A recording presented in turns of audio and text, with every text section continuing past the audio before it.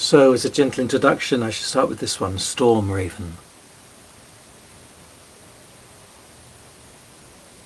Aloft, the lights of Loki's flame break the brows, brooding gaze of heavy clouds, clouts the air with thunder's strokes and storm's boasts. Raven steers with steady beat away across the wind, whirling free with king's cargo, canny thought, mindfulness and memory, making its road with steady beats through storm's best. Woden on his seat waits in slumber, fireless eye, his face a sheet of unscored ice, easy to read, without wit, without thought, naught to recall. Till night's teeth gives up to grim a god's mind. What birds these, to bear such lore, hold the meaning, Hugin, moonin, maker's pets, pelted black, pelted now with northern gusts and western rain. Ravens caught in weird storms, sturdy, study hard, gain a store of strong learning, wisdom in the beak, born in trust, and into Odin's ear, All-Father winking.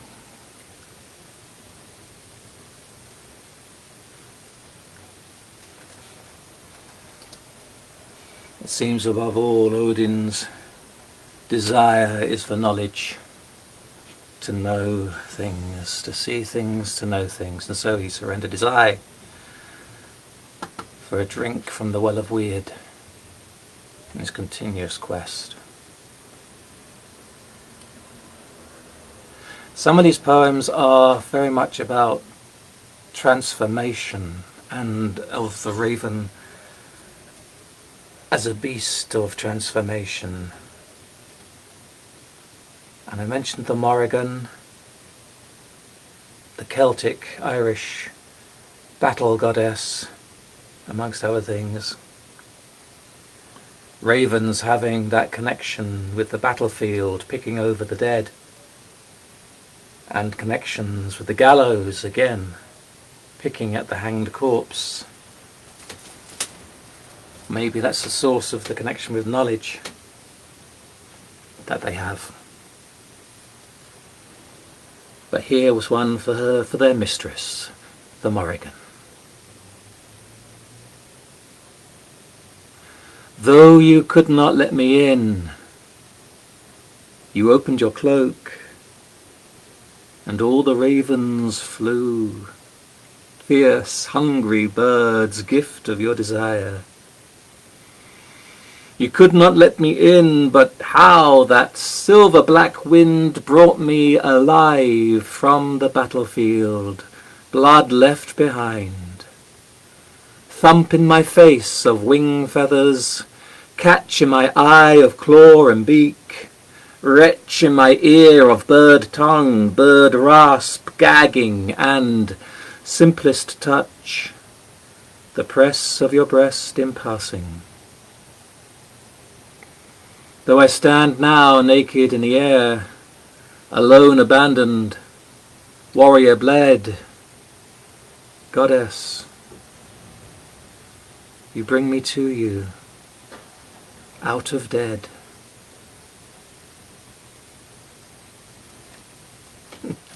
Hey Cherry, hello. Can you see? Only two in existence. I have one, Cherry has the other.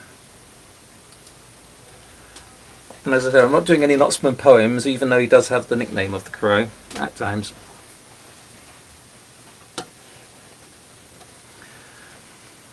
I know somebody's listening, a very dear friend of mine, and she's heard this a few times because I keep reading it to her. It's a poem inspired to her and dedicated to her, and it does feature the briefest mention of the Crow.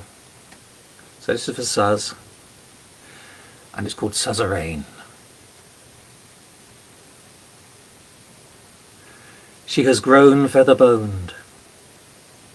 From such as she, they harvest corset stays. Swan's neck slender, whalebone strong, with the lost simplicity of lace.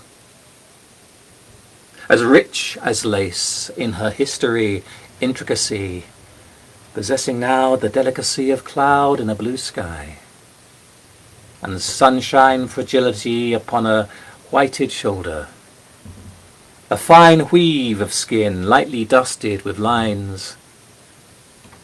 What hangs between the spider arms of the parasol should not be taken in. Strong enough still to thrust stitches through leather with crow's razor bill and claw, to strangle with a corset cord, preening raven feather and brocade. Her eyes are a veil to hide her face. Her teeth have a tender bite, delicate in taste.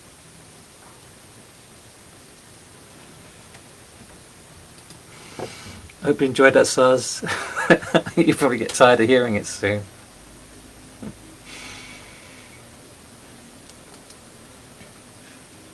I was once, this is a very short one, the shortest one, one of the shortest ones I've written. I was given a writing prompt. Melancholic malnourishment. A lot of ways you could go with that, I suppose, but this is how I went. Melancholic malnourishment. The child, raised by ravens, sits moody at our table, never eating. Overcooked, she says.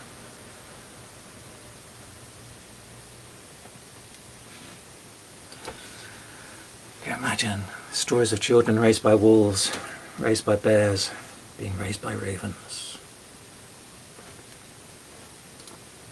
And another short one, since you got used to my voice now. I was playing around with those wonderful collective nouns, and I pulled this one together, and I can't help feeling it's kind of political. I don't often do political, but this might be. It's called Claw-clique. Fat crow, may I join the murder, scavenge what you know. Stern rook, hard rook, rooting for your parliament, will I learn what you took? Jackdaw, jolly daw, if I come aboard the train, will it get me more? Raven, mad raven, am I part of the unkindness? Isn't that what you've graven?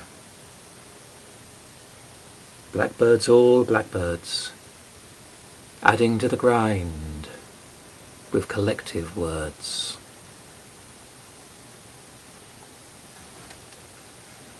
I hope you forgive me if your opinion varies, but when I read that I think Tory party. Anyway. So I've got two more for Odin and the ravens. But I'm going to do this one, which was inspired by seeing an image, a tattoo of a raven surrounded by roses. There was something about the juxtaposition that brought this to mind. It's one of those ones when I'm not 100% sure what it's about, but still. A raven caught in a rosebush. No. I was getting carried away with the alliteration. Raven caught in a thorn bush. A raven sits deep amongst roses, impervious to thorn. The pierce in her shoe is intended, the blush of the bud is denied, laughed at, taken for fool. The cry is the flowers, not mine. But can she fly? The raven sits deep amongst roses, bleeding from bill and petal. Nailed like a saviour, not. She moves her head as she will, hops in a choice to be still, to keep her wings to herself, furled. The bud understands. This raven, this deep amongst roses, far from the sky, caws like a thorn. The thorn is less free than I. The rose is red like the thing I fed upon. My hunger is mine, my hunger is huge, like a blown rose. Caw! The raven has no words.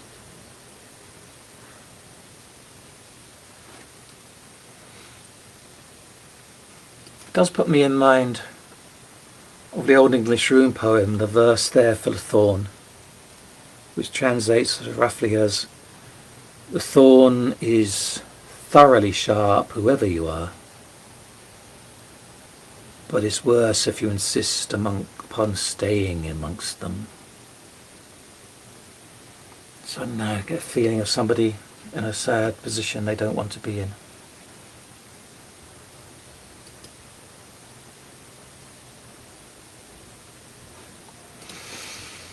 Hugin, the raven whose name translates as thought. Absent his brother, remembrance, memory. What does thought do but run on and eat upon itself? There's something behind this one in its thought of Hugin. This bird is heavy hungry, and its bill is sharp. It feels worse alone, like a shower of feathers, each with an edge to pick bones with. The thorn mouth has been lodged in the dead meat that's not dead yet, since before the battle began, waiting for his brother to remember. Odin fell from his chair, sighing to the wind. I fear that thought will not return, will leave me blank in all fetters, but more. Left hanging, Odin pierced himself with the raven's spear. Because thought is a hungry bird. Wha shall we gang and dine the day-o? Wha shall we gang and glary? And eats what its wing cannot cover, and what it cannot eat, it rips. Lacking remembrance, it cannot be told, brother, you have dined already.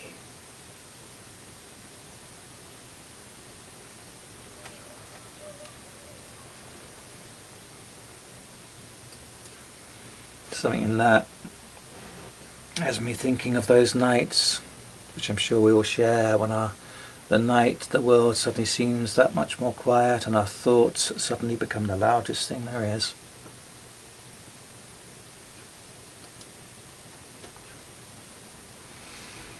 One more with Odin.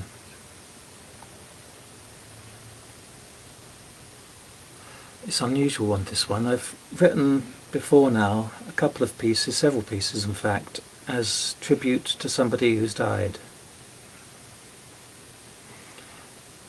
This one I wrote shortly after being told by a friend that she was actually in a hospice and was preparing for her own passing.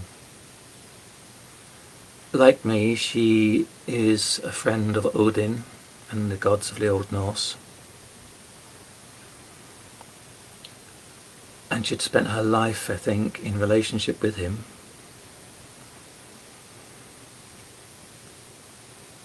She said some very kind things about my poetry, and even once or twice said some very kind things about me as almost as someone she would have liked to have been with. Though we never met, she being in America. But I wrote this for her before she died.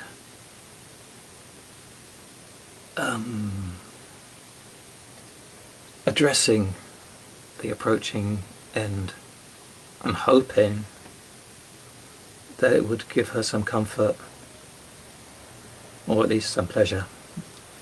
She said that she liked it.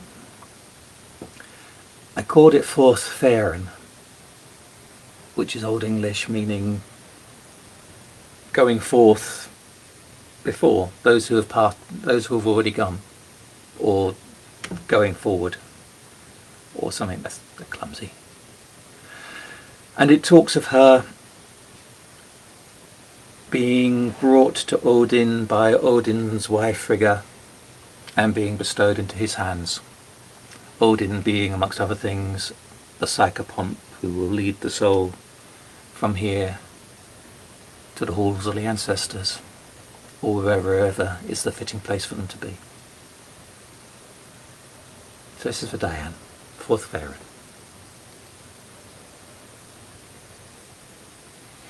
She has dressed you an equal,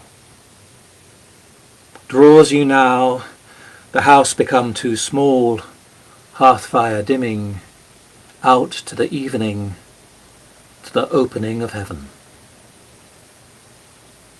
He is waiting, honey on his breath, eagle's flight in his eye, eagle's rest in the hollow, his hand like a father's held to greet you, steadies your step.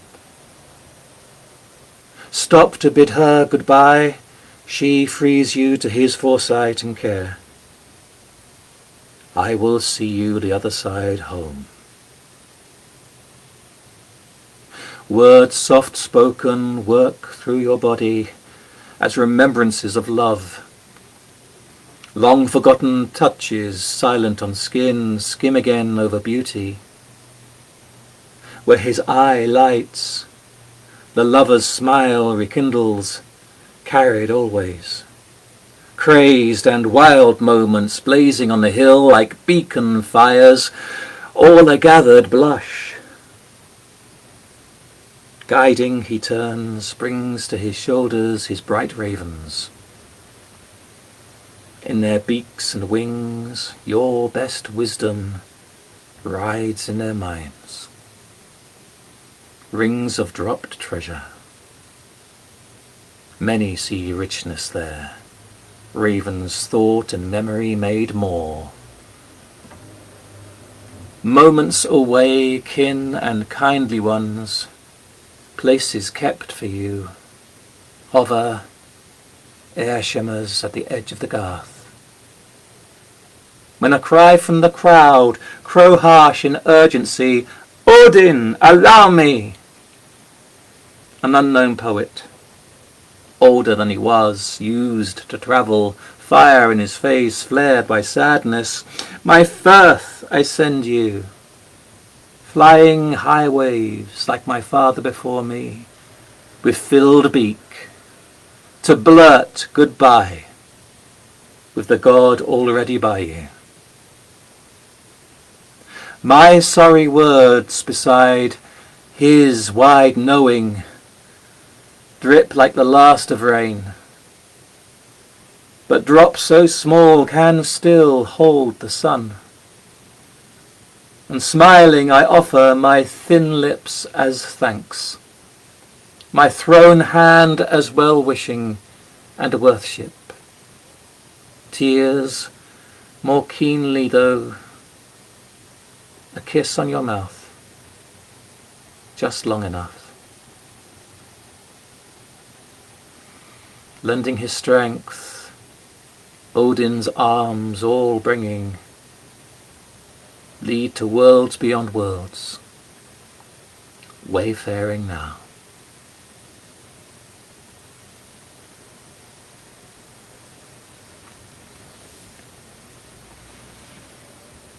Sad never to have actually met her. But...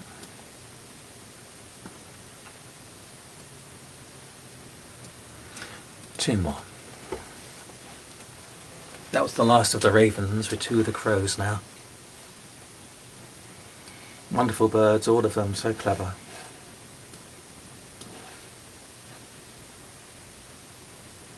This one got published. It got published by Three Drops from a Cauldron in their witchcraft anthology.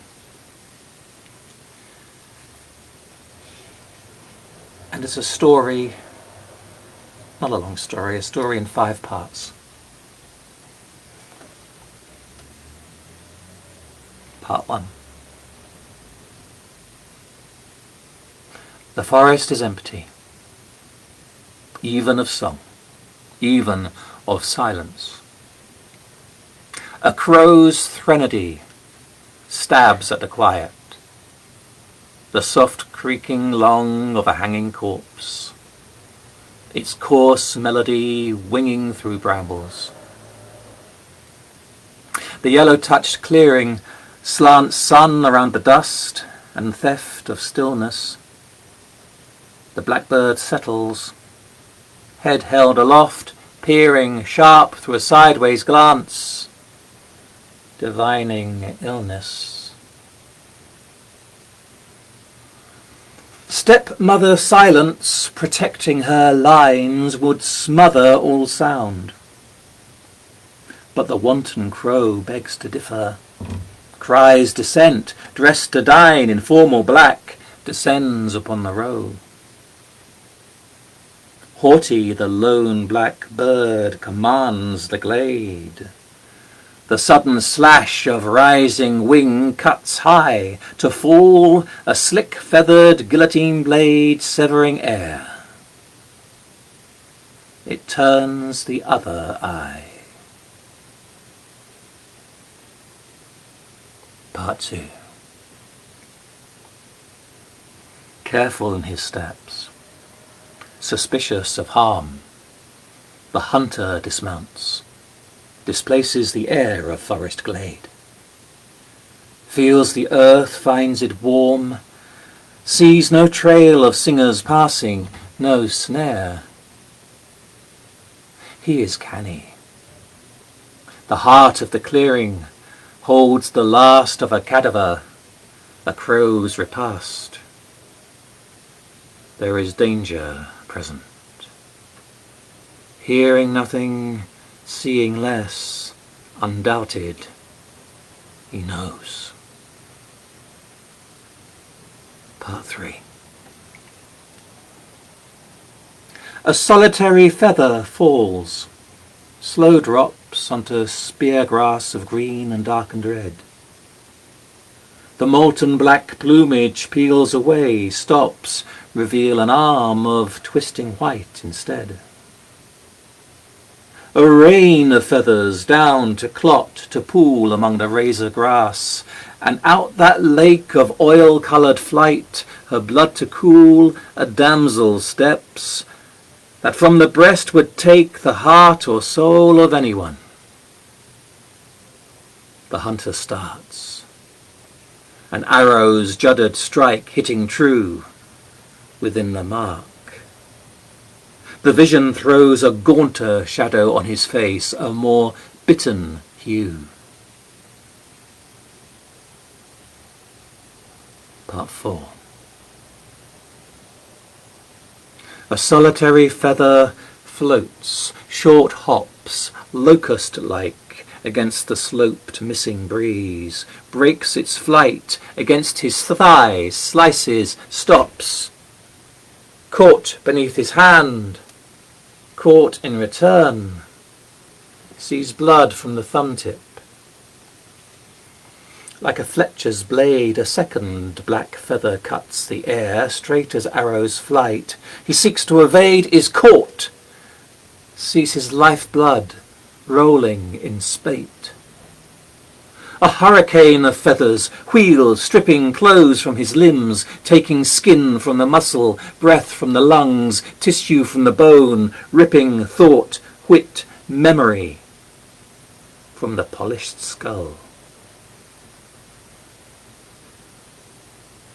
Part 5.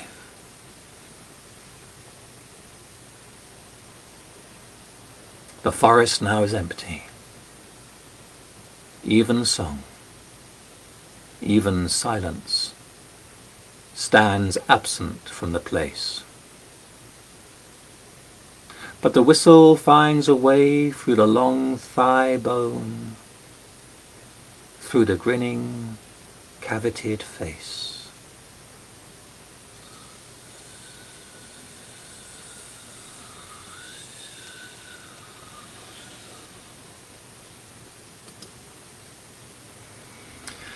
How are we doing? I hope you're good. One last one, perhaps equally sinister. And again with a sense of, what is this saying? What is it saying? There's something in it of all that is not you. All that which you have not done, and perhaps will never do. How defining that is. How frightening that is. And there's something in it also particularly of those tiny lives that did not exist for very long at all, though they do exist for always. And it's got called, this poem, Crow Feather Song.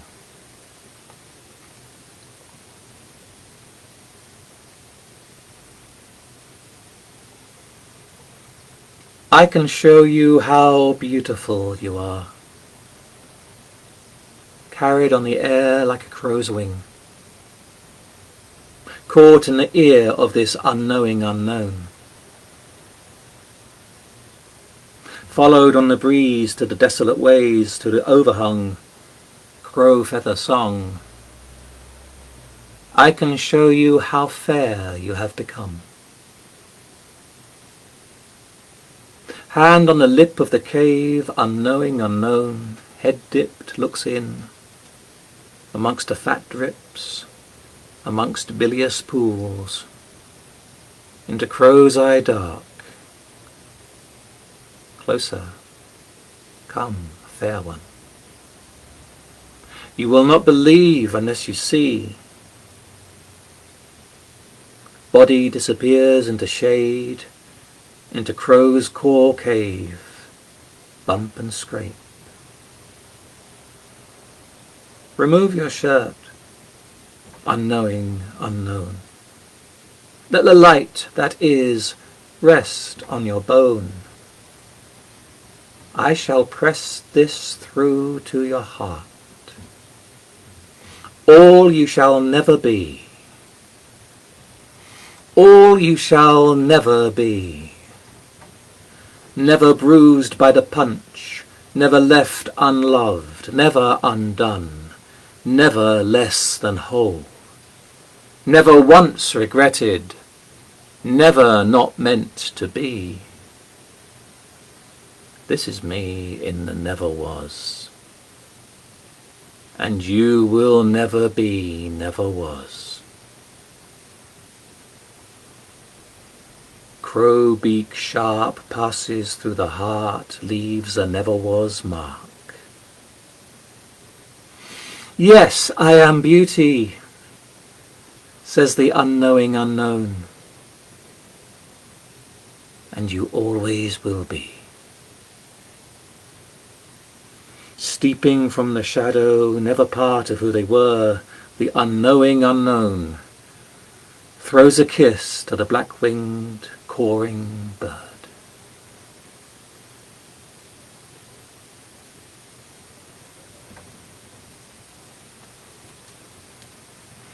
Crow Feather Song.